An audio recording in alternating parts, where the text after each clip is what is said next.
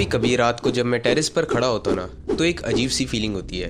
आसमान बिल्कुल साइलेंट होता है, लेकिन उस साइलेंस के अंदर भी एक रॉड छुपा होता है। पता नहीं, पर लगता है जैसे यूनिवर्स मुझे साइड में से ही खींच रहा हो। मैं हमेशा स्टार्स को देखकर एक ही सवाल पूछता हूँ, यार ये स्पेस को हम वैक्यूम बोलते हैं, पर फिर गैलेक्सीज, प्लेनेट, डस्ट, रेडिएशन सब कुछ फिर भी एग्जिस्ट कैसे करता है। नमस्ते दोस्तों, मेरा नाम है दीपक सोनी और आज मैं आप सभी को एक ऐसी जर्नी पर ले जाने वाला हूँ जहाँ हम स्पेस को समझेंगे वैसे ही जैसे आपकी क्यूरियोसिटी चाहती है। सिंपल शब्दों में, बिना फॉर्मूला, बिना एक्स्ट्रा हैवी साइंस, सिर्फ सच। तो चलिए अपनी वीडियो को शुरू करते हैं। स्पेस को हम वैक्यूम बोलते हैं। टेक्स्ट बुक की डेफिनेशन के मुताबिक वैक्यूम मीन्स जहाँ बिल्कुल भी मैटर नहीं होता। लेकिन रियलिटी टेक्स्ट बुक से ज़्यादा वियर्ड होती है। और स्पेस तो दुनिया का सबसे बड़ा पैराडॉक्स है। एक सेकंड के लिए जरा सोचिए, अगर वैक्यूम में कुछ भी नहीं होता तो फिर planet, stars, even black holes तक ये सब किस जगह एग्जिस्ट कर रहे हैं। क्या ये डेफिनेशन गलत है या फिर स्पेस कुछ और ही खेल खेल रहा है? सच ये है कि दोस्तों, स्पेस परफेक्ट वैक्यूम है ही नहीं, ये ऑलमोस्ट वैक्यूम है। डिफरेंस छोटा लगता है पर मीनिंग यूनिवर्स लेवल ह्यूज है। आप जरा इमेजिन करो, एक बड़ा सा हॉल, जितना बड़ा आप इमेजिन कर सकते हो। उस हॉल के अंदर अगर मैं एक बॉल रख दूं तो वो हॉल बिल्कुल एम्प्टी लगता है ना? पर टेक्निकली हॉल एम्प्टी है ही नहीं। एक ऑब्जेक्ट है, एयर है, डस्ट है। स्पेस भी उसी हॉल जैसा है, बस डिफरेंस ये है यहाँ एयर नहीं है पर एटम्स है। बहुत कम लेकिन है। 1 क्यूबिक मीटर में अर्थ पर ट्रिलियन एटम्स होते हैं, पर स्पेस में वहाँ 1 क्यूबिक मीटर में सिर्फ एक एटम भी मिल सकता है, और कहीं जगह तो वो भी नहीं। यानी स्टैटिस्टिकली स्पेस ऑलमोस्ट एम्प्टी होता है। इतना एम्प्टी कि अगर आप स्पेस में एक एटम रिलीज करो तो वो कभी किसी और एटम से टकरा भी नहीं पाएगा, कभी नहीं। स्पेस की खामोशी का यही रीज़न है, यहाँ मॉलिक्यूल्स तक नहीं होते जो साउंड ट्रेवल कर सके। लाइट ट्रेवल करती है क्योंकि उसे मीडियम की ज़रूरत नहीं। ग्रेविटी हर जगह फैली होती है, चाहे वैक्यूम हो या मैटर, क्योंकि ग्रेविटी स्पेस का रूल बुक फॉलो करती है। लेकिन यह सब के बावजूद स्पेस एम्प्टी नहीं होता। नहीं, यहाँ इनविजिबल प्लेयर है जैसे रेडिएशन, कॉस्मिक रे, डार्क मैटर, क्वांटम फील्ड। यह सब एक साइलेंट ऑर्केस्ट्रा की तरह यूनिवर्स को चलाए जा रहे हैं।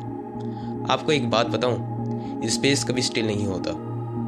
आप यहाँ खड़े हो लेकिन आपके पास से हर second trillion of cosmic particle निकल रहे होते हैं। वो आपको टच करते हैं, पास होते हैं, लेकिन आपको पता तक नहीं लगता, बिकॉज दे डोंट कोलाइड। उनके बीच की डिस्टेंस इतनी ज़्यादा होती है कि स्पेस उन्हें साइलेंट बना देता है। अब सवाल ये है, वैक्यूम में प्लैनेट कैसे एग्जिस्ट करते हैं? प्लैनेट्स के आसपास एक ग्रेविटेशनल बबल होता है। ये ग्रेविटी ही है जो मैटर को एक जगह जमा कर रखती है।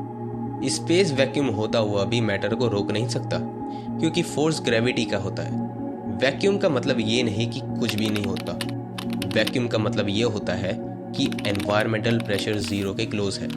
बस मैटर हो सकता है, इवन ह्यूज ऑब्जेक्ट, बस मीडियम नहीं होता, जिसे हम अर्थ पर हवा के रूप में देखते हैं। स्पेस एक बड़ा फ्रीजर जैसा भी नहीं है जैसा मूवीज दिखाती हैं। यहाँ टेम्परेचर का कोई मीनिंग नहीं, क्योंकि टेम्परेचर मेजर ही तब होता है जब पार्टिकल्स कोलाइड करते हैं। बिना पार्टिकल्स के टेम्परेचर का मीनिंग खत्म।